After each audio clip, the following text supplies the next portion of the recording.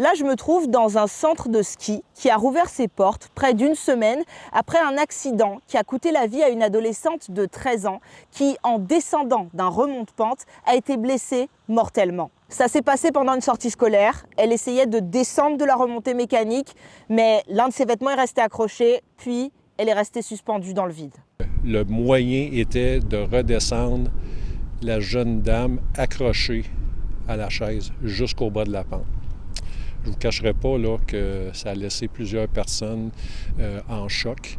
Toutes les personnes à qui on parle nous disent que ça a été vraiment traumatisant pour les jeunes qui étaient là, pour toutes les personnes qui ont essayé de l'aider. Elle a été hospitalisée à l'hôpital pour enfants d'Ottawa, mais elle a succombé à ses blessures dimanche. La communauté, elle est très ébranlée par cette tragédie. Mais les gens à qui j'ai parlé, ils sont quand même contents que le centre rouvre ses portes. Tant mieux pour eux. Il faut survivre. C'est une entreprise qui emploie beaucoup de monde ici dans la ville. C'est un accident qui a été plate, là, mais c'est le fun que ça l'ouvre puis ça recommence encore. C'est une bonne investigation a été faite de la situation.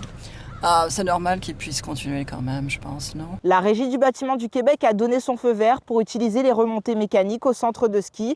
Puis là maintenant, il y a une enquête du coroner qui est en cours et une enquête de la police locale pour déterminer les circonstances qui entourent la mort de cette adolescente.